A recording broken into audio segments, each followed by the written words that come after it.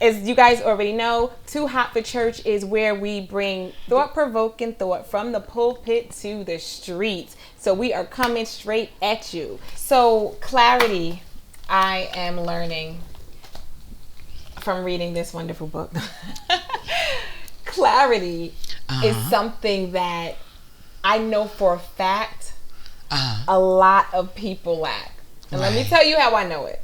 Right. Because if you ask the average person what they want in a partner, or what they're gonna say, okay, they're gonna describe the physical aspects of a partner. Right. He has to be dark skin, brown skin, light skin, whatever you prefer. Right. 6 foot, 5 foot, whatever. Right. And not really realizing that it has to go deeper than that. It does. It has to go deeper than that. And in order for you to have clarity, you got to know what you want. Right. That's true. But how do you know what you want? By taking time. Here she go with that friend stuff. And what?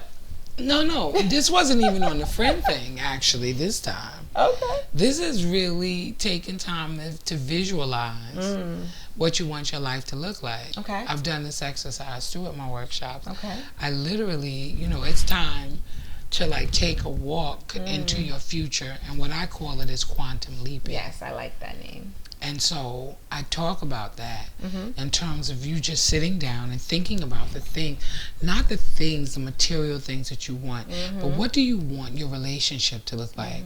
You want it to look like you're on the beach, vacationing in, a couple of years.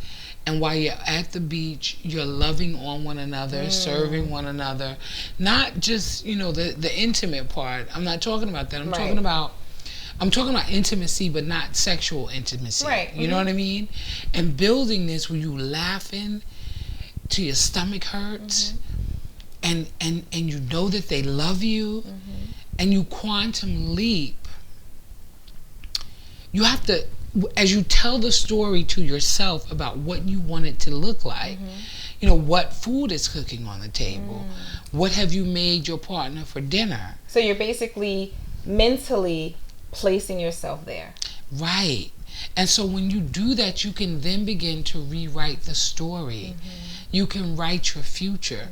But if you don't take the time to actually ask yourself, what are some of the things that are part of your mission statement, part of your core values and core principles that you want to see operated inside of your relationship? Because some people are with people because it's convenient. Oh, right? I think that's like half of... Right. And half of the people on the planet. But a lot of people have great relationships. The squeaky wheel gets the oil. So it would appear, for appearance sake, that, people are not. A lot of people are. But those are people who have clarity about what they want. Right. They're not swayed by every wind. Today I'm into the fad thing. I want this today, I want that today, and never satisfied. Right. These people have made a conscious decision that these are some of the attributes I would like to see in my relationship with my partner. And because of that, boom, boom, boom, boom, boom, happens. Right. Because you can't manifest what you can't see. What you can't see, I agree with that. Right. But a lot of people have to understand that the work starts from you. It starts with you. Yes. I remember reading in the book that how you explained it is that we should be comfortable with our singleness. Yes. Be comfortable in that. Yeah. Because that's the place where a lot of things are going to be birthed from. Yes. Like if you can find that the clarity about what you want first. Right. It'll lead you to. And then it will lead you to. You know what I always say? I always say that when people get excited about something that's going on in their lives, like we get ready to do this and this is going to be amazing, I always say, don't get caught up. This may just be the thing that leads you to the thing. Because a lot of people think the next thing is the best thing. And I keep telling people that's not necessarily so. And what I'm talking about is opportunities. Because they think, oh my God, I have an opportunity to know that opportunity can propel you so much further. You never know who you're going to come in contact. You never know who's going to be a blessing to you. You never know how things are going to work out for you. And so it's the thing that leads to the thing. And in our relationships, you know, even in our own lives, do not despise humble beginnings. It's okay to go hang out with a group of friends and go to the nautical mile, let's just say, for instance. Right? You go down there, you hang out, you have yourself something to eat, and there's people walking all over the place down there in the summertime. You never know that because of this thing, it leads you to this thing. Well, everything is connected anyway. It really is. You know? It really is. But people don't always see how, you know, because they get stuck on the, oh no, I don't want to go out. Listen, we come to the nautical mile every weekend because this was fun. You're missing it, boo. Right. You know, that's what you want to say. You're missing it, boo. You're missing it, boo. You know, because it's the thing that's leading you to the thing. You know what I mean? Right. Yeah. It's not the end all be all. Right. But that's what, and I always get these ah moments. So if you ever see me get excited, I get these moments. Like, God is, His wisdom is so awesome. Yes, it is. Because you cannot understand it and try to figure it out in a million years. You can't. What His revelation knowledge. Yes, what He has in store for you. Right. And the way He sets things up. Yeah. Yeah. And you just don't know. You just be like, wait, what? Like, what just happened here? Right. Completely and totally blown away. Like, wait, but it was all in His plan all along. So He's just sitting there like, yo, I just need you to chill. Right. Relax yourself a little bit. Relax yourself. Right. I got this. Right. You know? Right. And He's just like, oh my goodness, this is like a lot. Right. But it's all in His plan. Yeah. He's like orchestrating so many things for us. Right. But I also think that He wants us to get used to abundant thinking. Yes. Because you can't have what you can't see. Yeah. Like we got to stop thinking. Yes. Yes. So that's how I think now. Yeah. I'm on it. Yeah. And I practice it daily. Yourself, I do practice it daily. You'll find yourself kind of sometimes waning just a little. But then, you know, you just pick right back up. It's okay. Oh, yeah. We all have those. Right. Listen. Exactly. Listen. Every other day. Every other day. Right. But I don't stay there. That's the idea. That's the thing that, you know, why I'm not ashamed to say it, because I don't stay there. Right. You don't want You can't stay there. No. And that's the difference between someone who is going and someone who stays. Right. You cannot stay there. Right. You know, how long you want to hold this pity party? Right. You know, not for too long. Right. And even with your clients, how long do you really want someone to co-sign for this? Right. Oh no, they don't want me to co-sign at all. They're not calling me to co-sign. Like, but what I call But I get what you're saying. Yeah. But I call it like dirty thinking. Like you got a dirty mind. You know, thinking. Stinkin Thinkin. Is that what it is? Thinking. Yeah, stinking. Stinking. Stinking. It's stinking thinking. It's stankin'. You know what you saw?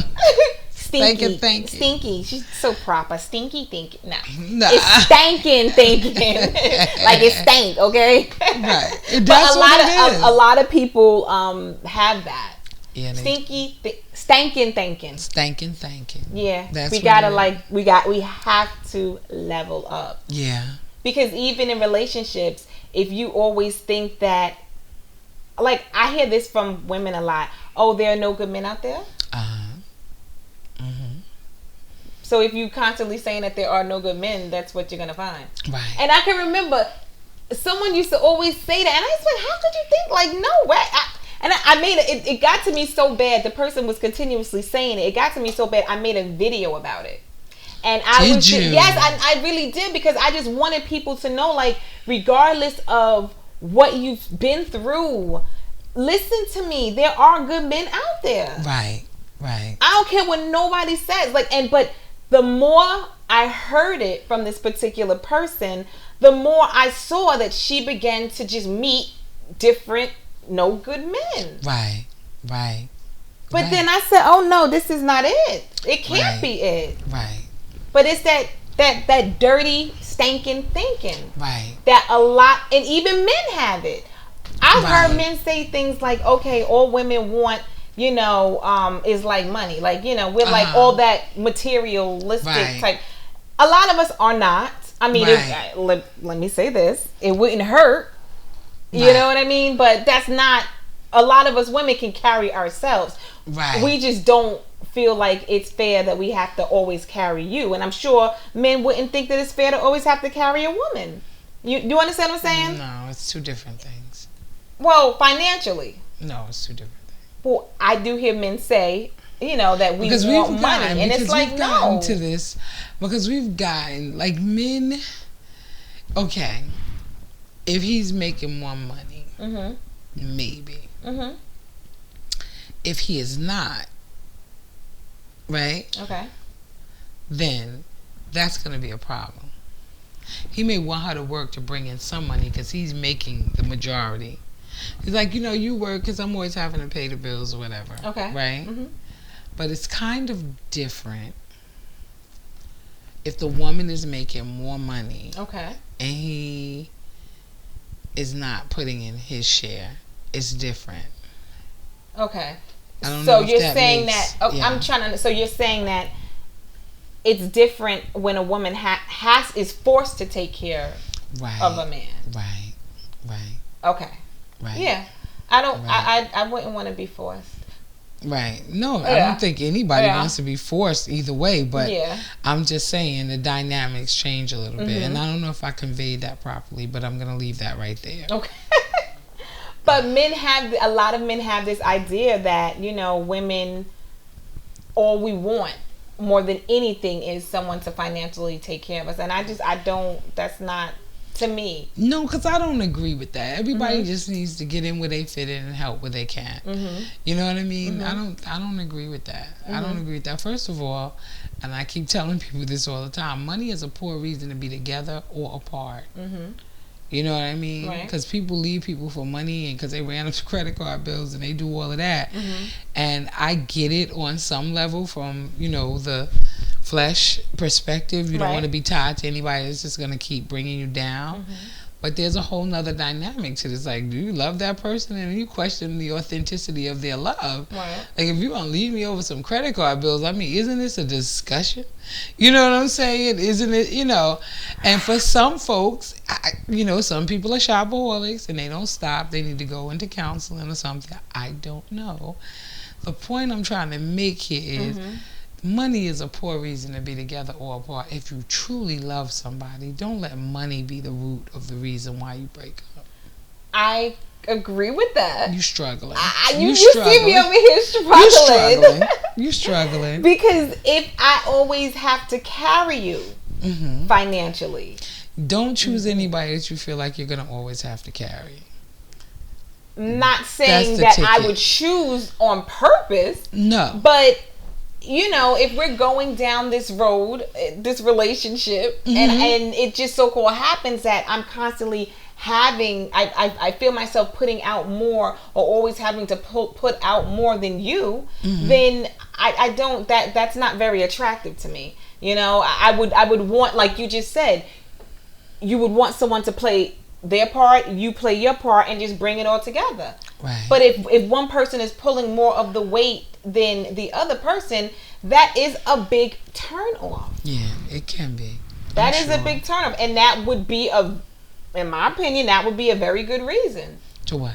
To leave the relationship. Because what if I want to do more in life, but I can't do it. Because I'm carrying you. Because I'm constantly carrying you. Right. I may want to see the world, but I can't do it because I'm constantly carrying you. Now, shout out to, all the people who love through that.